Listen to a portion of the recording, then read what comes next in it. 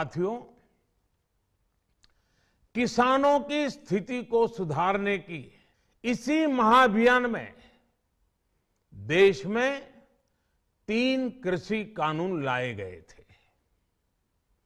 मकसद ये था कि देश के किसानों को, खासकर छोटे किसानों को और ताकत मिले, उन्हें अपनी उपज की सही कीमत और उपज बेचने के लिए ज्यादा से ज्यादा विकल्प मिले।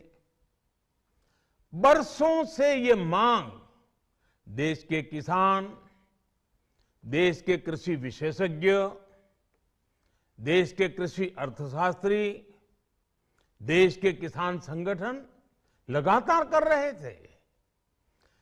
पहले भी कई सरकारों ने इस पर मंथन भी किया था। इस बार भी संसद में चर्चा हुई, मंथन हुआ और ये कानून लाए गए। देश के कोने कोने में कोटि कोटि किसानों ने, अनेक किसान संगठनों ने इसका स्वागत किया, समर्थन किया। मैं आज उन सभी का बहुत बहुत आभारी हूं, धन्यवाद करना चाहता हूं।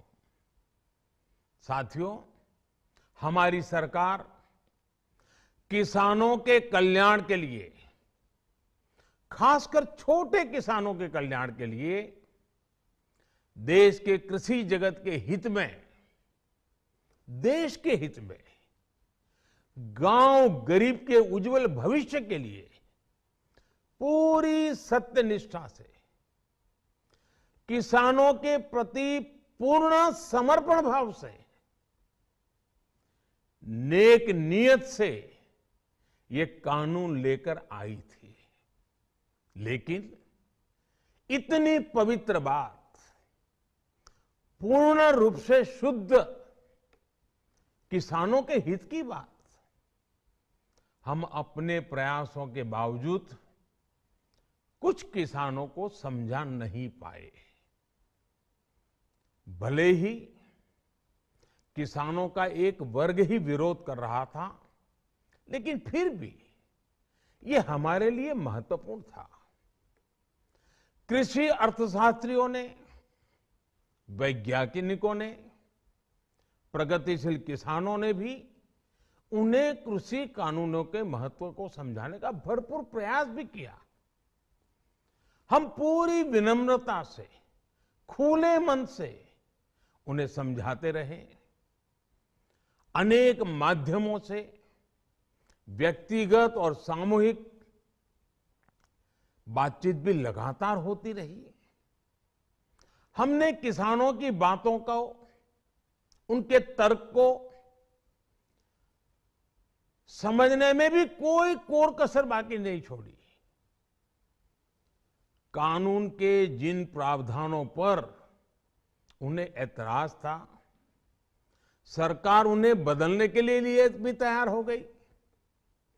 2 साल तक हमने इन कानूनों को सस्पेंड करने का भी प्रस्ताव दिया। इसी दौरान ये विषय माननीय सर्वोच्च न्यायालय के पास भी चला गया।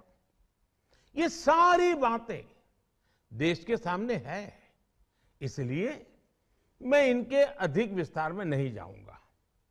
साथियों, मैं आज देशवासियों से क्षमा मांगते हुए सच्चे मन से और पवित्र हृदय से कहना चाहता हूं कि शायद हमारी तपस्या में ही कोई कमी रही होगी, जिसके कारण दिए के प्रकाश जैसा सत्य कुछ किसान भाइयों को हम समझा नहीं पाए। आज गुरु नानक देव जी का पवित्र प्रकाश पर्व है। ये समय किसी को भी दोष देने का नहीं है। आज मैं आपको, पूरे देश को ये बताने आया हूं कि हमने 3 कृषि कानूनों को वापस लेने का, रिपील करने का निर्णय लिया है। इस महीने के अंत में शुरू होने जा रहे संसद सत्र में, इसी महीने में, हम तीनों कृषि कानूनों को रिपील करने की संवैधानिक प्रक्रिया को पूरा कर देंगे। साथियों, मैं आज अपने सभी आंदोलनरत किसान साथियों से आग्रह कर रहा हूं, आज गुरु पर्व का पवित्र दिन है। अब आप अपने अपने घर लौटे, अपने खेत में लौटे, अपने परिवार के बीच लौटे। आइए एक नई शुरुआत करते हैं, नए सिरे से आगे बढ़ते हैं। साथियों, आज ही सरकार ने कृषि क्षेत्र से जुड़ा एक और अहम फैसला लिया है। जीरो बजट खेती यानी प्राकृतिक खेती को बढ़ावा देने के लिए,